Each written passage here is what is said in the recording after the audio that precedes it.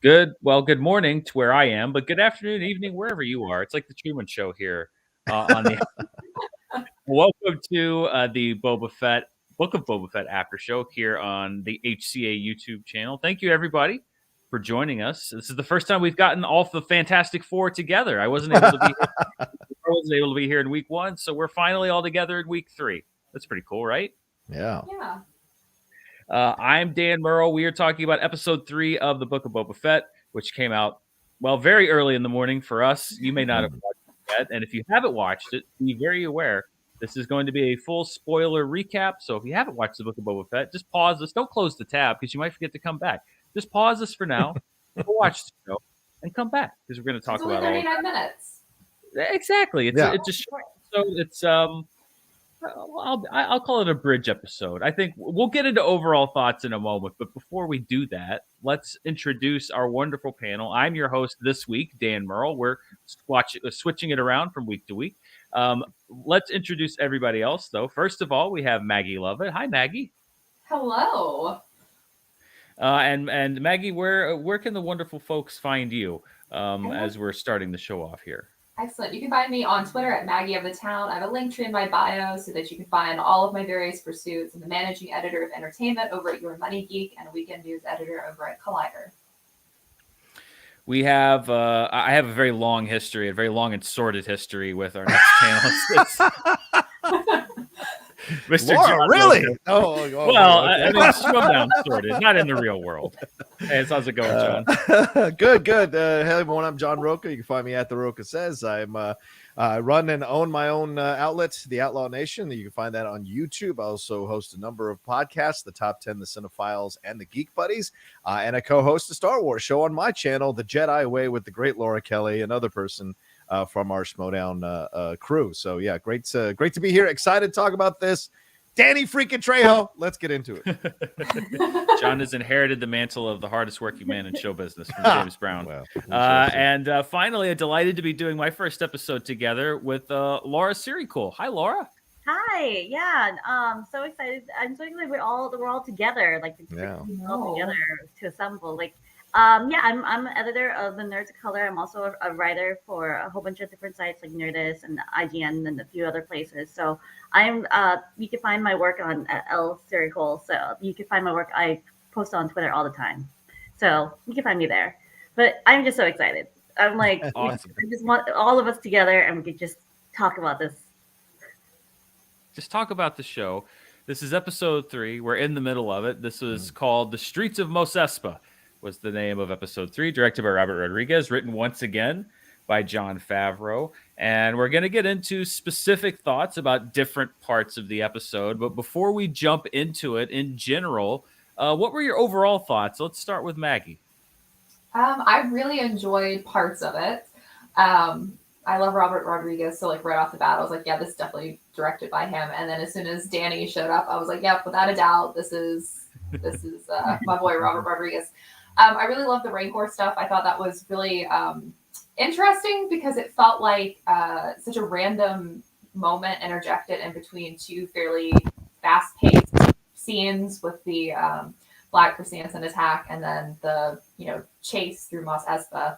But I was really disappointed with how the Tusken storyline panned out. I think we kind of saw it coming, but I still had hope that they wouldn't kill the indigenous people. The recently adopted into the tribe person survives and goes on, and it's like the pain he has to carry. A little disappointed by that, but hoping that maybe some of them survived and that we'll see them again. Laura, any general thoughts on this episode? Yeah, I thought it wasn't the best episode of the 3 that we've seen so far. I would say this is my least favorite. There's only 3, so there's not much competition, but I think this would be the least of my favorite because one, the indigenous, they killed off a bunch of it, and the child in that group, and I was just kind of like, my thing was, I think I posted, I'm like, if anything happens to this kid, I'm gonna scream, and I screamed. So so that situation. But I also felt like it was just I don't like I sometimes I say filler, sometimes I don't, but it felt very it just felt like it was a fun episode for Robert Rodriguez to play with. and I just felt like it didn't really. It brought some background and some information, but I just felt like Robert really, even though I love his work, I felt like he really just had fun with it and was like, you know what, let's just add some like some jokes and some things, and some of it worked, some of it didn't. It still felt like a Western thing, or maybe a little bit Blade Runner and Doctor Who in it, but I just felt like it was okay. Like I was just sitting there, I'm like, okay, after I watch it, like there's some scenes or some stuff I'm like, oh my god, no, but overall, I just felt like it was an okay episode. Of all the three, it was my least favorite. John, Laura invoked the dreaded F word, filler. I know that may be a sentiment that you share as well. What did you think? Yeah, I want to be kinder and maybe use your word as a bridge episode. Maybe it is a bit of a bridge episode, but yes, it felt like the old school film. I mean, when you watch an entire series, these are these episodes that you go, okay, it was necessary because they had to connect certain pieces to get to the overall things. So for right now, coming on this episode, I felt a little disappointed by it for sure. This brought back some of the shades of some of the worser Robert Rodriguez stuff that I've seen when he's directed. Some of his instincts go certain directions that I'm not the biggest fan of. And this almost felt like, you had an awesome second date. Like, this could be the one. This is so awesome. Then you go on that third date and you're like, I mean, yeah, it was cool, but I didn't quite feel the same magic as I felt after the second date. But I'm still interested. So that's the way I felt like coming out of this. But I thought a lot. I thought it really captured the vibe of original trilogy Star Wars. Those little shots of the animals eating each other and right between the spider at the beginning, and getting a little bit more of the political intrigue, though it felt a little simplistic. And I got to be honest with you, we're going to talk about that prettiest biker gang in the galaxy stuff.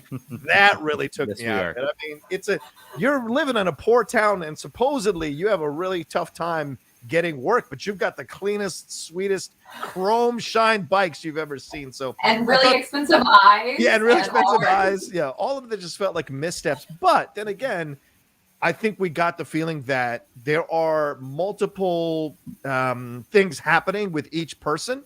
And this is a very, very difficult thing that Boba is now kind of walking into, because everyone has their ulterior motives and everyone is trying to play a certain face and then hiding other things behind it. So I think I think we got a really good idea of how difficult this task is going to be for Boba after this episode.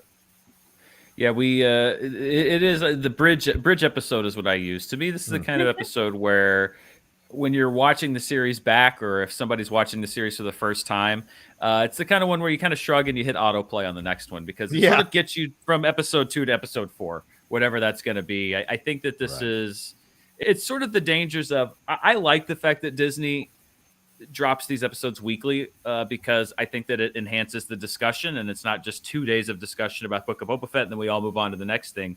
Right. But you do have these episodes that I think sort of show that when you go week to week, sometimes you have to fill in those gaps, and it can be a little bit like you get to the end of the week and you're like, oh, okay, yeah. Yeah. But so let's. Oh, sorry, John. Sorry. We'll add real quick. I did love the Black Chrysanthemum stuff, and I loved the Hut stuff. So in a way, it kind of saved the episode. Those last few minutes of it for me. Sorry. Good. Yeah. No. Let's jump into some of the specifics, and we'll kind of start at the beginning. We get a little bit of a Tatooine history lesson, courtesy of our always helpful palace droids. Mos Espa, apparently after Jabba's death, held together by some shaky alliances by Bib Fortuna, not the gangster, not the fearsome ruler that Jabba the Hutt was. And so we've learned that the city's basically kind of fractured into all of these different alliances and different factions, very shakily held together. And it's, as we mentioned, we're learning a little bit more about this political intrigue, all of these different groups and all of this coming together. And I know that there's some people like myself who are weird and like the staying on Tatooine, learning the politics of the land. And there's some people saying, like, where do you go into the galaxy? How do you guys feel about this political side of town, where we're sort of very much in Mos Espa and we're just learning about all of these different groups that are trying to coexist with each other? I love it. No, you go. I love it. I know when this was originally announced and everyone was like, oh, they're going to go all over the place. And I'm like, I really hope they just stay on Tatooine, which I never thought I'd hear myself say, because I am frankly a little tired of seeing Tatooine, but they're handling it so well. And we're learning more about how the city has been functioning, especially Mos Espa. We're seeing that there's like these 3 distinct districts with 3 distinct families that kind of have some control over it, and how that all kind of moves around and interacts. And I think that it works really well. I mean, any opportunity for Star Wars to kind of strengthen and grow something that's familiar is really fun. And I think we've talked about this previously. Like, I think all of us maybe really enjoy the political intrigue and like playing around with some of these dynamics. And so it's kind of like hitting all of the little like check marks that I wanted for, Tatooine. If we were going to have to see it again, at least make it fresh and new and give us something more. Yeah, I feel like I love seeing the intricacies of Star Wars and the because it's not just Bib Fortuna took over and it's like so simple like that, where it's like he just ruled everything.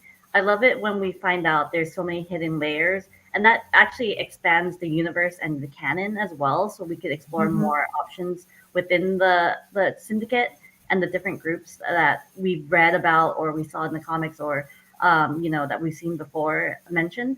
So I kind of like that it could branch into something more, and that I feel like it eventually all leads back to something that familiar that we know anyway. So I don't like how simple, like, oh, Bib Fortuna, it was Jabba. I really love that it can expand the universe more. Yeah, as we suggested, Bib Fortuna, pretty much an interim manager, pretty much making sure not to unsettle things. Everybody's got this uneasy alliance. The mayor's pockets are being lined. Everything is going as smoothly as possible. Bib, not the most magnetic or charming of leaders, so he's just going to do whatever possible to stay in power. And everyone else was cool with it because he didn't hassle them.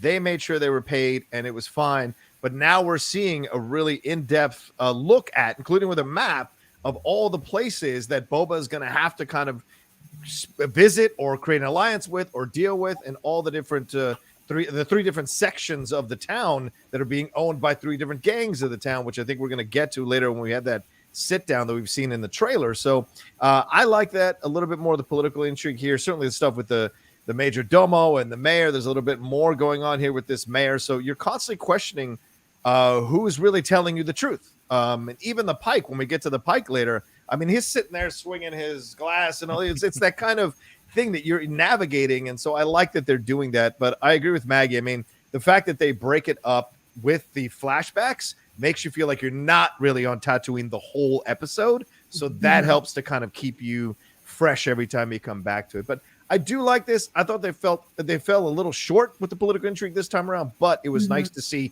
okay, the Trandoshans have this, the Aqualish have this, the Kadukans have this. So, all right, now we understand the 3 people in 3 parties involved that Boba's going to have to deal with and navigate together. Yeah, and there even seems to be some of this like workers' rights issues. Yeah, and the workers are dealing with stuff. I'm like, unionize. Right. We missed a huge opportunity already with that with Maz Kanata. I wanted to know more about the flavor dispute that she was in the middle of. Me too. Anyway, maybe we're making up for lost time there. One of the things I like about this show is, at least I don't do the deep dives ahead of time to figure out like who directed it, who wrote it, I like to sort of let it play out in front of me. It's always nice to see a familiar face pop up. And this is one who I did not expect to see pop up in Star Wars. We get Stephen Root, a guest star. Stephen Root's been in everything. Everybody loves Stephen Root. He plays a water merchant named Lortha Peel, who shows up for an audience with Boba Fett, and you gotta love his directness. He just straight up says, "Nobody respects you. Yeah, you're not a fearsome ruler, and you're not getting the job done." But also asks him for a favor. We'll get to that favor in just a moment. But Stephen Root again, I mean, good grief, hundreds of credits to his name at this point.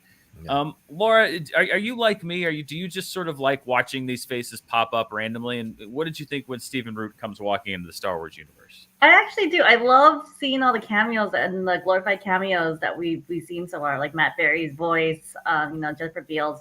Like seeing Stephen Root, I was just like, oh my god! Like they got him on here. I'm glad that he got to have his moment, and I don't know if he'll be here on it longer. But I love seeing these faces that are familiar, and I'm like, yay, get your money. But like also like But also it's like it felt it's just it's fun cameos. It's just fun for us. It's like a little Easter egg. It's like, oh, it's Stephen Root. We know him. Like we love him. And I love that he played this like sleazy like merchant guy instead of playing like well, he's always played like those kind of guys actually. So I'm glad that he gets to play something that he's good at.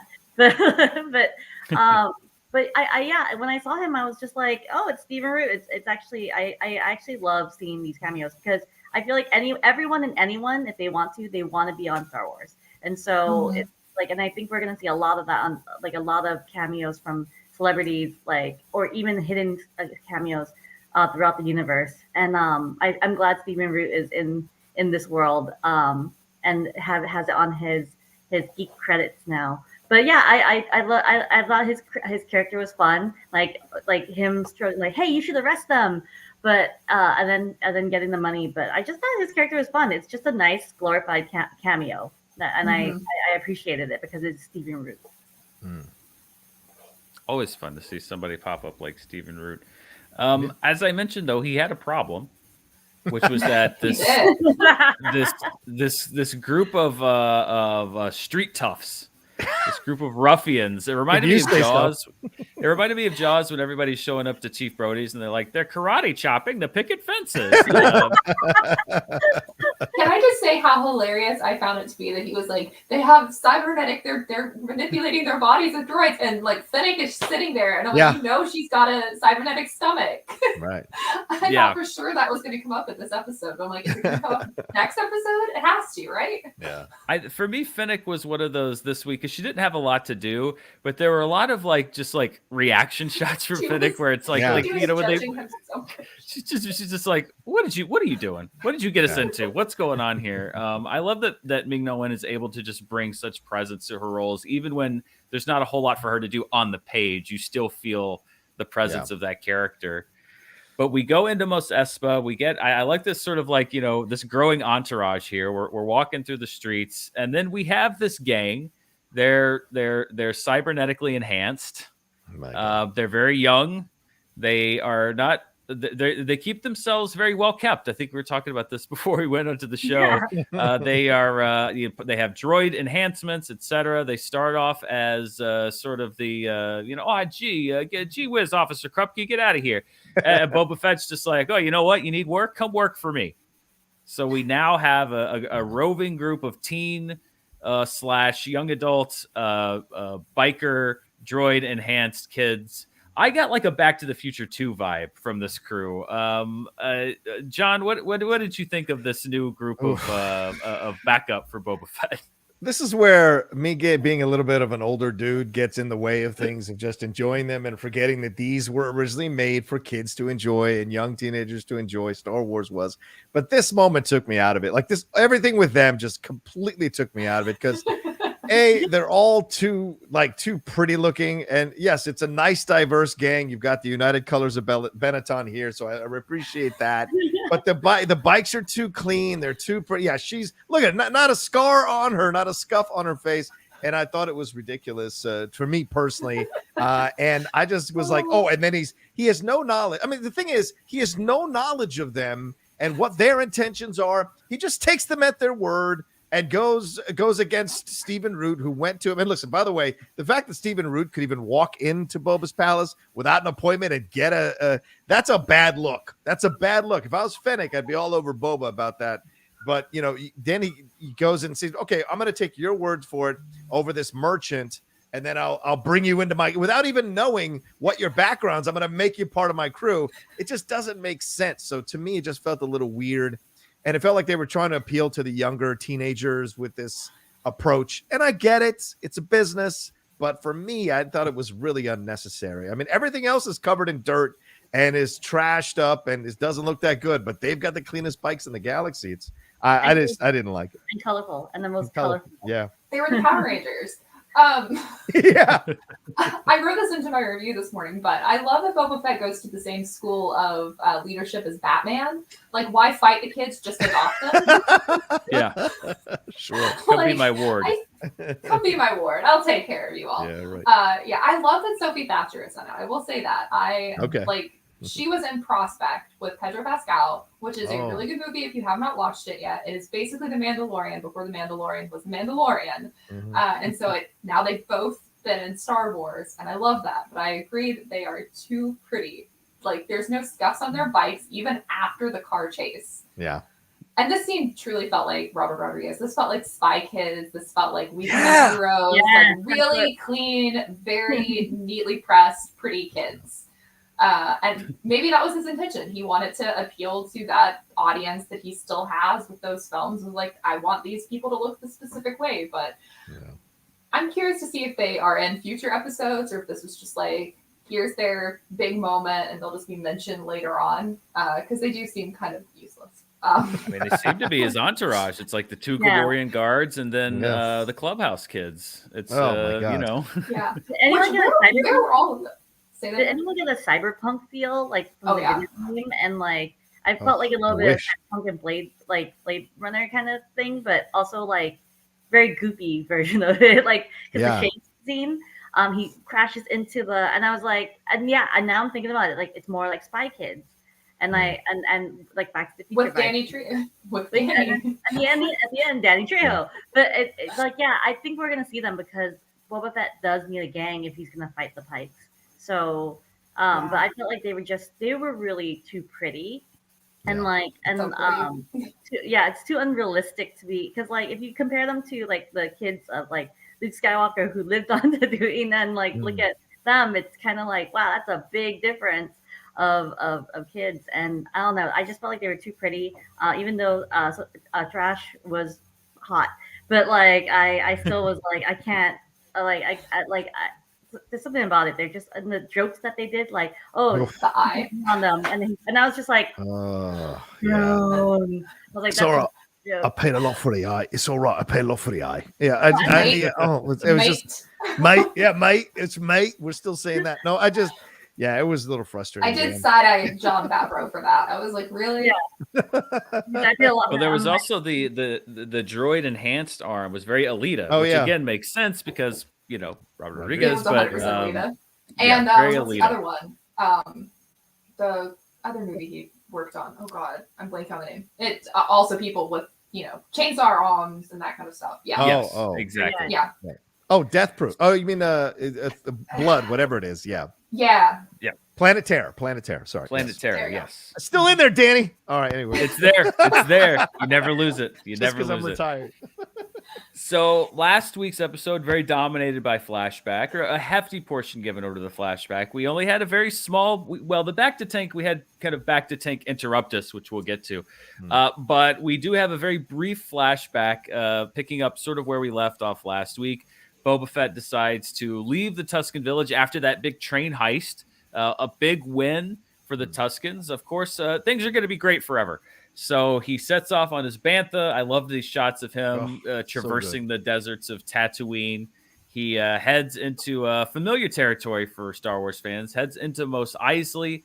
And there's a couple of interesting things with with what we saw in Mos Eisley. First of all, kind of a crossover in timelines with The Mandalorian, where we see these helmets that are on a spike, which is a very familiar sight for people that watch The Mandalorian, but also some eagle-eyed viewers catching, and you can see a little bit in the background here, what appears to be a tiny cameo from a character that we saw in The Mandalorian, right?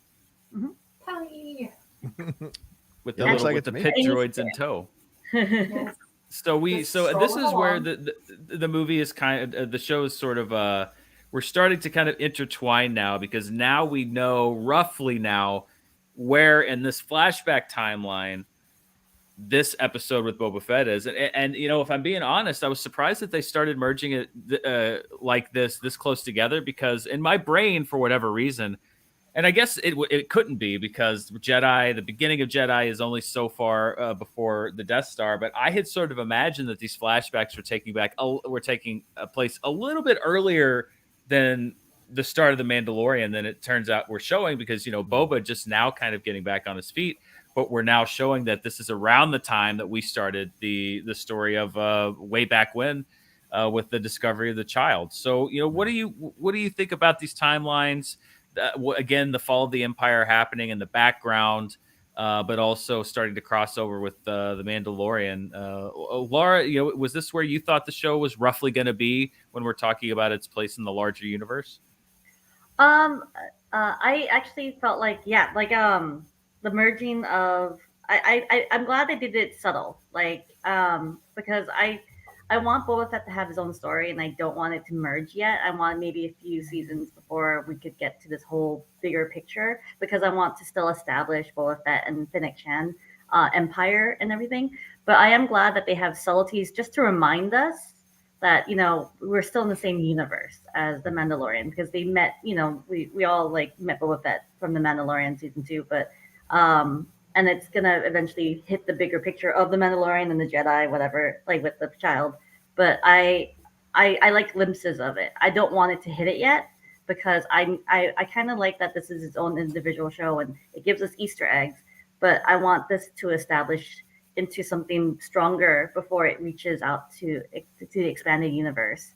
And I do like the larger picture where eventually, we find out how it affects in the future for the Star Wars canon and universe. But I want it contained first. I like the glimpses. I don't want it to expand. I want it to just focus, because when you start expanding and connecting it, you lose sight of the main picture.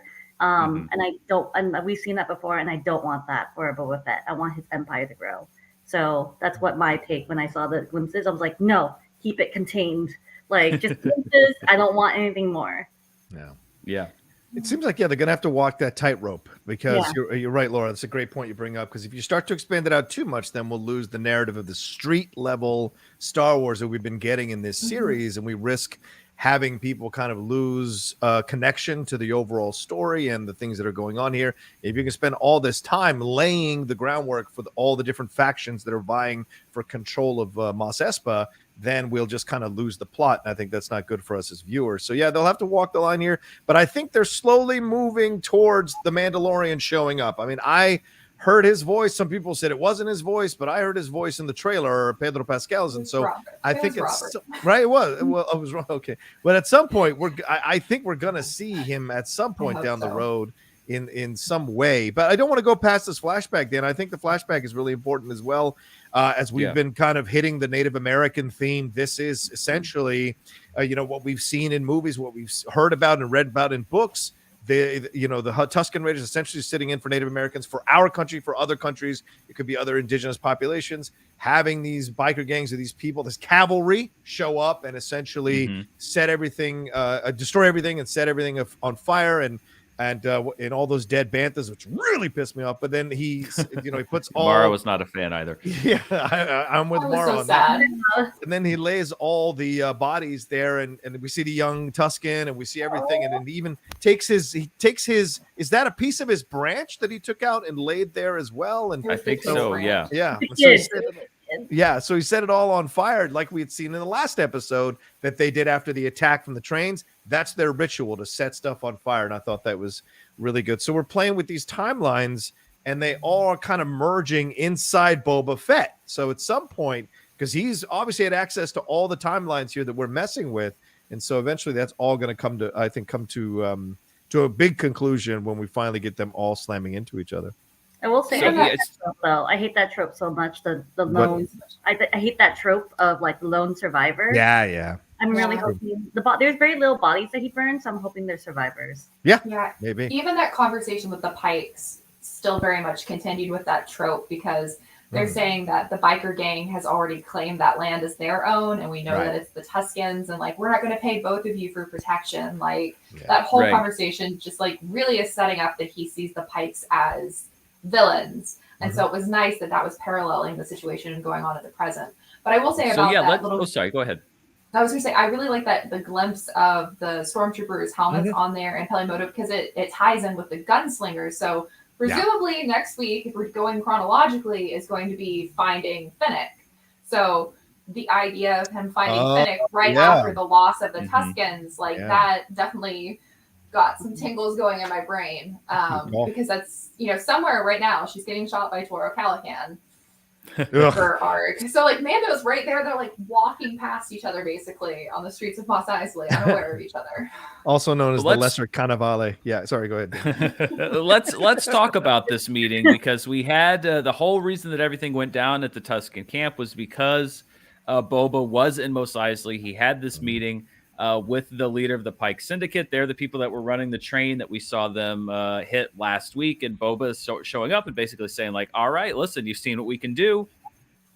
If you pay us, it's the old mob tactic. If you pay us the protection money, then maybe nothing will happen to your trains here. And then we see with the Pike, the head of the Pike Syndicate here, saying basically, well, I'd love to pay protection money, but we're already paying somebody protection money. It's this gang of Nikto Sand Riders, basically a biker gang. We saw Boba's confrontation with them also earlier, where he, stole the worst thing you can do to a biker gang, which is to steal their bikes, which is where they got the bikes for last week's heist. And that comes back in a big way this episode. And also something that, I didn't necessarily see coming, but this meeting with the Pikes comes back full circle at the end of this episode. So this looks like it wasn't just another kind of underworld meeting from Boba. It looks like we're setting up the Pike Syndicate as a major adversary for Boba and Fennec and the gang, the Scooby Gang, for the rest of the season. Potentially, who knows? It feels like the Pike Syndicate, and I wouldn't be surprised if the Pike Syndicate wasn't involved in sending the biker gang to destroy the Tusken Raiders. I mean, it seems like, claiming all this, we're not going to pay protection. By the way, shout out to the costume designer, because I wanted to buy that immediately. I wanted to buy that and wear that immediately. Beautiful. Look at that. Good. Right? It's beautiful, beautiful design, beautiful colors combination, just really good. And I love the acting here that goes on with this actor playing the Pike, is just kind of sitting back, swinging his, the liquid in his cup. There's an arrogance here. And this is Boba throughout. This is what I think is really interesting, Dan, Laura, and Maggie, is that throughout this season so far in these 3 episodes, no one is respecting Boba. They're treating him like, he's just a dude. Oh, he's a former bounty hunter. He can't be that smart, blah, blah, blah. And I think this is leading to him eventually just setting everything on fire, like pulling a Michael Corleone. Snap. Yeah, he's going to pull a Michael Corleone and kill all the head of the 5 families. I'm telling you, this is what it's building towards, and all this disrespect eventually will lead to Boba pulling out that thing that people have been complaining about after episode 1, the bloodthirsty Boba. People forget how good he was and what he could do. Just because he's found Zen doesn't mean he can't access that thing inside of him. And yes, and I like the Pikes becoming more. So that means we're getting closer to seeing maybe Akira, maybe seeing Crimson Dawn. So I'm hoping. So that's the big question, because it kind of brought, when we had this meeting with the Hutts, not to get too far ahead of ourselves, but when they had this meeting with the Hutts and they said, well, we're out of here because this territory has been promised to another syndicate. At first I was like, could it be? And it's like, is it the Pikes? Are the Pikes working on behalf of somebody else? What do you think? Are we moving towards a solo convergence? Maggie, what do you think? Please. Oh my gosh. I've been watching, because you just can't release a new comic book series so close to this that is all about Kira building her own little empire and working with all these different syndicates and building these connections and having these connections to the Hutts, and then not bring that in. And I think there's a potential for it. A lot of people have talked about how some of the music pulls on some of the Crimson Dawn Syndicate theme from Solo and kind of loops some of that in.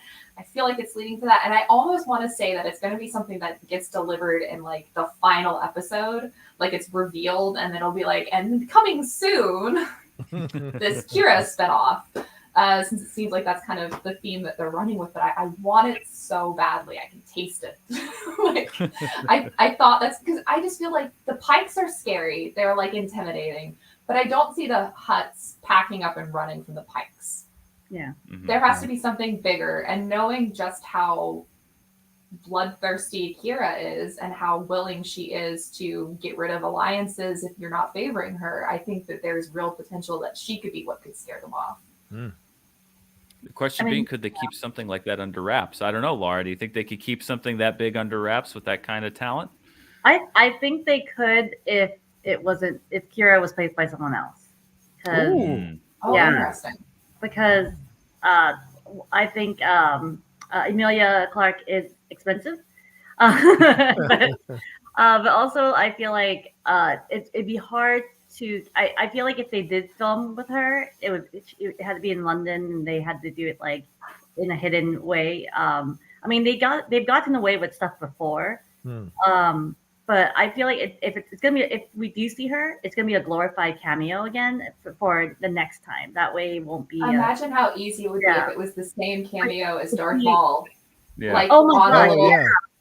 Like a little like image. It's her because she could film that anywhere. Yeah. Exactly. But I also feel like it might be played by another actress.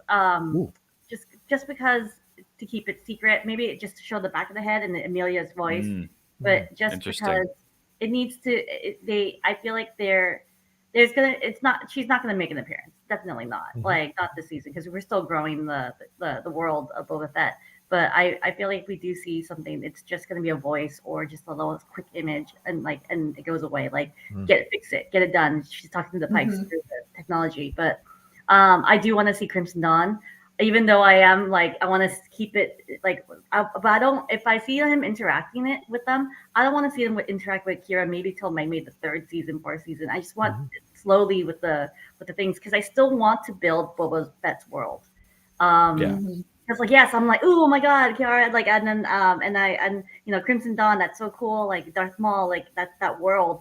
But I still like a part of me is like no, keep it contained until like we get this world set, and then you could branch off. But if I do want to see her, I want to see her like a moment, just a quick moment, and that's it. Where I'm like oh my god, guys, like that was amazing, and then that's it. And I mean, Boba's aware of Kira. I mean, the whole comic book run that just happened. So he might be afraid of her too, because that whole little game she played to get Han Solo was pretty impressive. Yeah, I mean, she's the Hutts would be afraid of her of all of people, like just because the comic book run that they released is just like, man, she's a badass. So I feel like everyone should be. Well, Laura, you referenced this as a story point that you weren't particularly happy about. But before we return to the present day of the show, before the back to tank is flung open, we do have a very kind of a sad, and I agree. There was so much done last week with these Tuskens, and you get to know them. And the fact that this all just sort of happens off screen. Boba returns home. The Tusken village has been burnt out. All of the Tuskens that we know of. It seems like perhaps have died. Maybe there are some survivors that'll pop up in future episodes. And John, we could see one of those dead banthas that you and Mara was so unhappy about. And it would appear that Boba's actions perhaps have come back on him because we see this symbol on the tent, which is also the symbol of that speeder gang that we saw in a flashback. And also, Boba crossed these folks. And now it appears perhaps they returned to exact their vengeance. But it appears, at least for now, that his adventures with the Tuskens are done because he sets off with a bantha into the wastelands, into the Dune Sea. I really hope this isn't the last we've seen of the Tuskens because I sort of agree with you, Laura. They set up such a rich culture and such a we even talked about it when I was on a couple weeks ago on episode 1, just learning more about these people and the fact that they're the original trilogy, they're just the bad guys, and then rounding them out to sort of dispatch with them off screen does seem like a bit of a backward step as far as the rounding out that you've done with this group. Well, like Maggie said, it's also killing off, and I think John also said like killing off indigenous and like Native American in Native American groups like in the Westerns, and it's like it's something that like a culture we see, it's beautiful and everything, and then just all of a sudden you kill them off for the purpose of the sole survivor, and like it's even though it's Boba Fett and he is indigenous as well, like a part of me is still like you don't kill off a group for someone. Like it's just heartbreaking. It's a trope that's been overplayed. I think there are survivors because we didn't see our badass woman narrator because he didn't care. So I'm thinking she took some survivors, even though I wish she took the youngling. But that, I mean, that is just, it's heartbreaking to see that, like, even the younger generation being killed off for the sole purpose of the survivor to kind of fuel him. And I always hate those, because it's like you're killing a cultured group for the purpose of the hero. And and like, yes, he's indigenous, but it's just still heartbreaking. And it's still, because it's like, it's one of those, I don't think Boba Fett's a white savior because he's not white. He's indigenous himself, and he's also a survivor. But I just hate the trope and the idea of it, just for the sole survivor. And so I just, like, it just was disappointing. That was the really disappointing part, because you made us grow and love these characters and understand that this group of people are so rich and so cultured and so different from what we expected. And then, hey, we're all that you love, we're gonna kill them off, even the leader and the child. So it felt like, oh my God, you killed off an indigenous group of people that we grew and cultured for. So I thought that was really extremely disappointing in the Star Wars universe for me. And I think one of the issues too is that, you know, as much growth and progress as we can make in front of the camera, we need to work on Star Wars bringing more diverse talent behind the camera and adding to the writers' room. Because, I mean, it's just Jon Favreau writing it. If they had invited indigenous writers into the room, they could have found a different way to work around it. You know, the tribe could have just been gone. It could have looked like something bad happened, but not actually killed them, and then bring them back in. Like, there's a lot of ways to work around it without having to follow the Western tropes to the letter. I had that sinking feeling last week that was what they were going to do, but I wanted to believe that somebody was like, no, maybe we shouldn't do this. You make an excellent point, Maggie and Laura, because like this idea of like, just because it's not a white guy doing it doesn't mean that you get away with still hitting the same beats as if a white savior was doing it. So yeah, I mean, I think that's an excellent point. But also, you bring up the female warrior. We didn't see her, so if she kind of got a bunch of them and got them to escape in a certain way using what Boba had trained them with, maybe with the speeder bikes or whatever, then maybe we're in a better position. It's not quite that. And I hope, because Robert Rodriguez, being Latino, understands the indigenous life, and, you know, we're connected very much with that, understands, okay, let's show this part of it, but then we're going to bring it back a little bit later. So we'll see, hopefully, if they follow that cliche all the way to the T, and hopefully they don't. Hopefully not. Hopefully Boba will run across perhaps some Tusken Raiders. Some of his friends will come to his aid during this seemingly this looming encounter with the Pikes. Maybe we'll see a full merging of his alliance at the end. Who knows? That would be great, because I agree. They did so much with the Tuskens. It would be a shame if they were just sort of gone. I want to get that Nico gang, because they killed that little kid, and that killed me. And I was just like, I want to beat those. Like, he is gonna slaughter those. I mean, that's no mercy, so. Cobra Kai. Well, maybe we would have learned what happened, except that Boba is pulled out of his bacta tank by a character that showed up last week for the first time. And I'm sure you guys spoke about him, so I won't talk about him for too long. But he is basically a Wookiee assassin named Chrysanthemum, or I think in the comics he was known as Black Chrysanthemum. Many different names.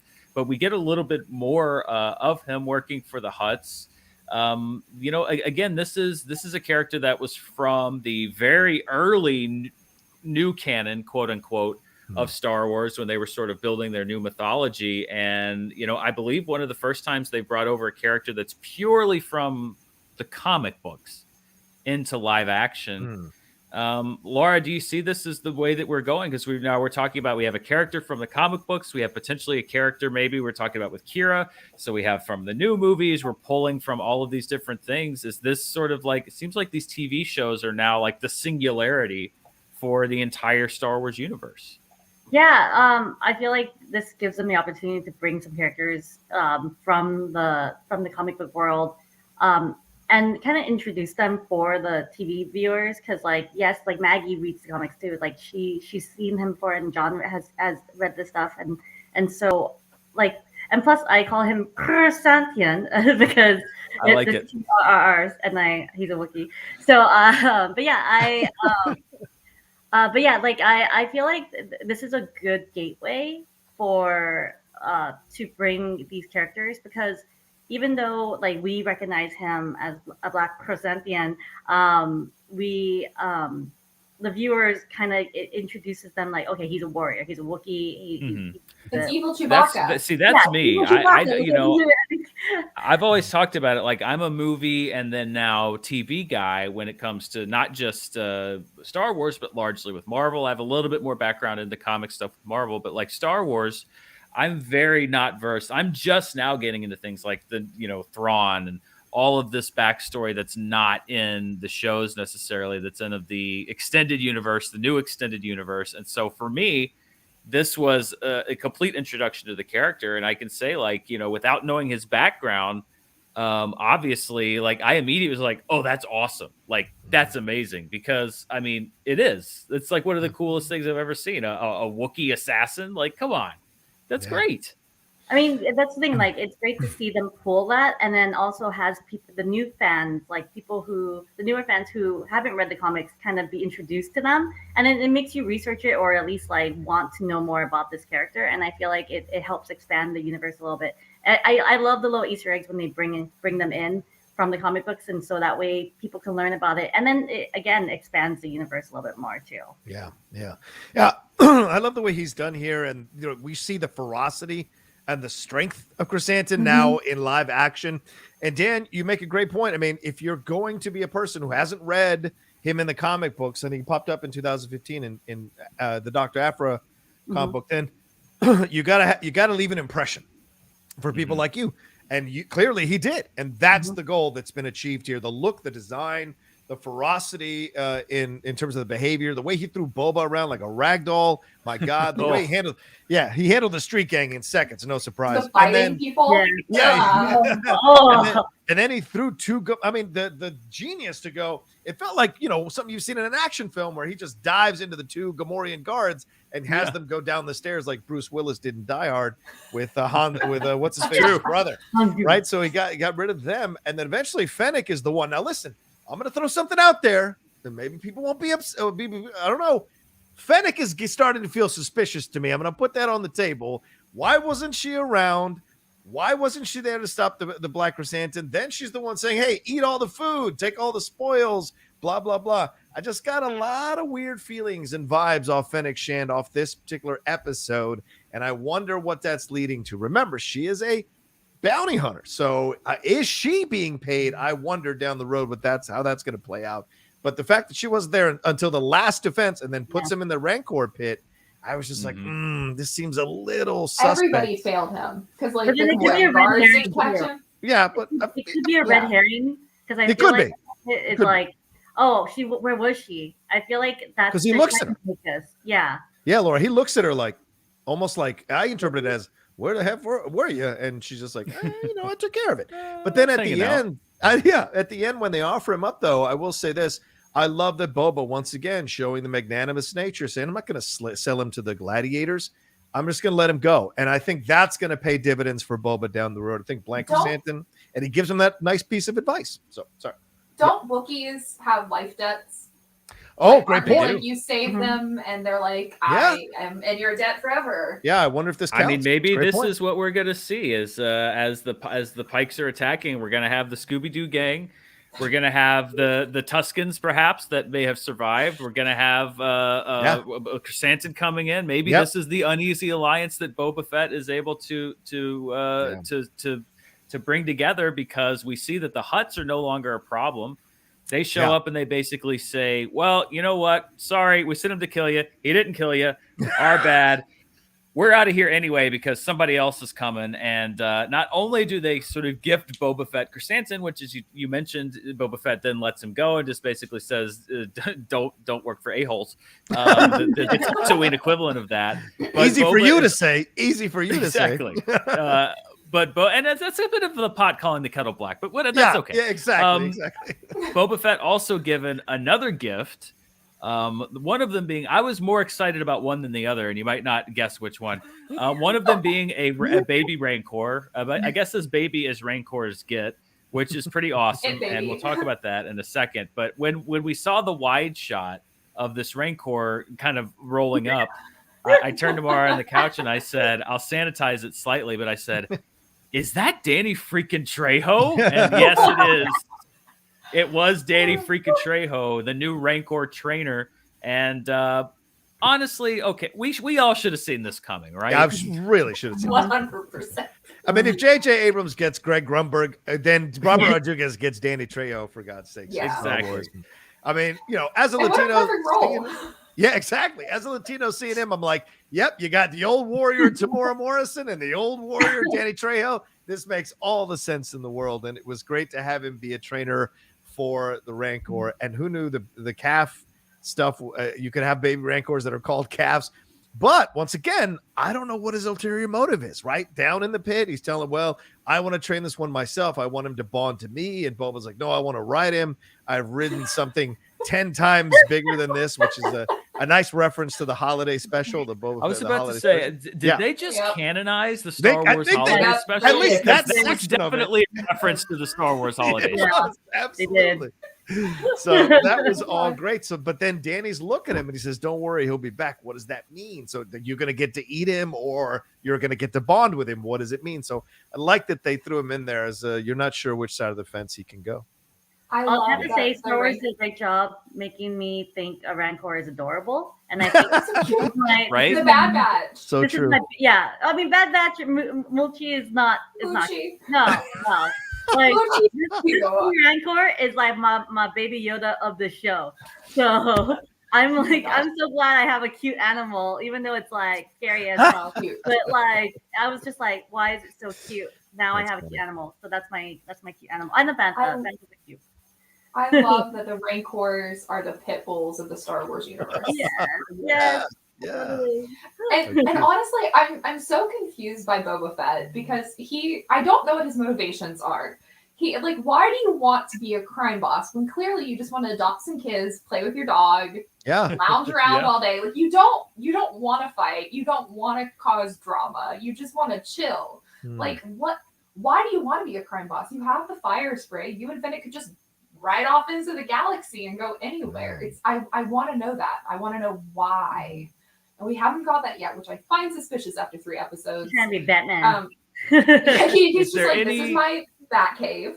Exactly. Is there any universe, now that we've introduced this concept, is there any universe where probably in season 2 of this show or maybe season 3 of Mandalorian that we do not get Boba Fett riding a Rancor across the deserts of Tatooine? Is that we're gonna get that, right? It's the You finale. can't set that up and not deliver. It's got to be the finale. You think? Yeah. Oh, totally. I didn't know if it'd be grown up enough by the finale. Maybe it's so big. It's still pretty big. Yeah, it is still pretty big. Yeah, I bet he's going to take the biker gang. Everybody's going to connect to the biker gang or the Scooby-Doo gang really well, and that's going to be their working relationship. Yeah. Who knows? Even that's the Western thing. Like he's got a new horse that he can do a join up with and bond with, and it's going to be his stallion to ride into the big final battle. I mean, Star Wars is a Western, and everything is just connected to something from a Western. And Dan, you may get Danny Trejo fighting. So you may get an even bigger wish of Danny being a part of the alliance by the end. Alongside Danny Trejo fighting alongside Tusken Raiders and a Wookiee assassin is like everything I didn't know I needed from the Star Wars universe. It's gonna be the Avengers endgame team up of Star Wars. Yes, please. And no truth to the rumor that Trejo's Tacos is selling some new Wookiee tacos. There's no truth to that. There's no truth to that. No, I'm sure there's not. Not until this afternoon. Right. All right, we wrap up the show sort of again. This is the biggest bridge piece because it kind of gives us a clue maybe towards where we're heading this season. So after the Hutts take off, Boba wants to know, all right, who's this new syndicate? They dropped the dime on the mayor. They say that the mayor has promised Jabba's territory to a new syndicate. So they all take off. We got the Power Rangers there. The whole crew, minus the Rancor and Danny Trejo, head over to see the mayor. We get the Major Domo again. He's a snaky guy. He just sneaks around. He tries to exit out the back door. We have this big action sequence with the biker gang chasing the Major Domo around. They're finally able to corner him, and he drops the dime that the syndicate that's heading their way is the Pikes. The Pikes are heading their way, and that's the question now. Is they appear to be? We see they say about a dozen of them arrived on a transport. They say this isn't going to be all of them that we see. Boba Fett and Fennec seem very prepared to go to war. Basically, I mean, it was kind of the Attack of the Clones ending for this show. It's like we're going to be ready for war. And this is where we leave the show. It was only about a 35-minute episode this week, and we now have this looming confrontation now with the Pikes, maybe, as we talked about, people above the Pikes. But when we talk about this direction, Maggie, I'll start with you as we sort of wrap out this episode.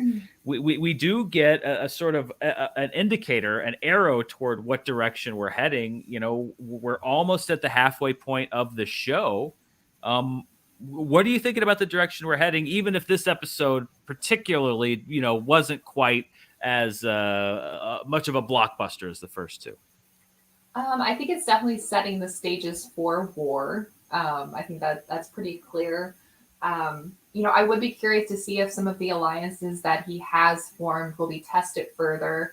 I might not think that Fennec will act against him, because I don't want to believe that. But I hope that if there are tensions, that we get to see that flashback to when he found her and see how that connection was formed and how that might parallel something going on in the present. Because if I were Fennec, I would be really annoyed with how he is running things, because he is so laissez-faire about everything and isn't being prompt and acting when there's opportunities.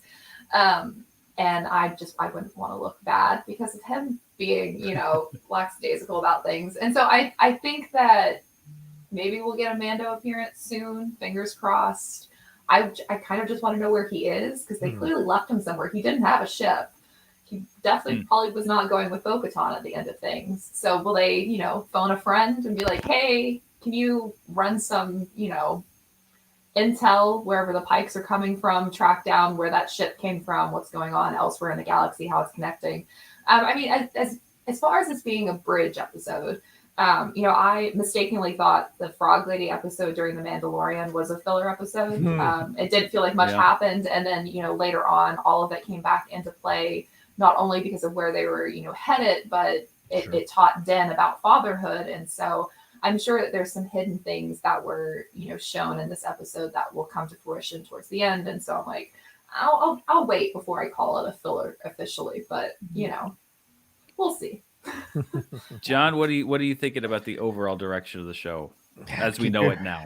Keep your eye on Fennec Shan. That's all I'm going to say. All right. But breaking our hearts. I know, but this is business. This isn't, you know, this isn't huggy tree time. And I appreciate what Maggie is saying too, because it's like when you look at the way this is being set up, Fennec should be angered about how Boba is doing things, because guess who has to work with these people? It's Fennec. Boba gets to parade around like he's in charge, but here I'm going to pick up a Scooby-Doo gang. I'm going to pick up this. I'm going to pick up that. You've got to work with them. Gamorrean guards. You've got to work with them. You've got to, you know, deal stuff. And so it's a bit frustrating for her, I'm sure. And I think that's going to come to fruition at some point. But I also think this is, as I said, leading to Boba's decisions eventually blowing up in his face. And, you know, if you've gone through life, there's a certain kind of mentality he had before he met the Tusken Raiders and essentially had a rebirth out of the Rancor pit. The Tusken Raiders essentially kind of zenned him out and taught him how to kind of connect and the new way to fight, didn't need his armor, all this kind of stuff. So maybe he's gone too far the other way of being magnanimous. So at some point he's got to level back out to the middle. And that usually is what happens when you switch from one extreme philosophy to another extreme philosophy. You eventually figure out, I've got to find the tenets of both that make me comfortable. And I think things are going to blow up in Boba's face through his tactics. And as we mentioned earlier, his tactics indirectly led, or maybe directly, depending on your point of view, to that Tusken camp being burned out and destroyed, and all his Tusken friends being killed, or most of them.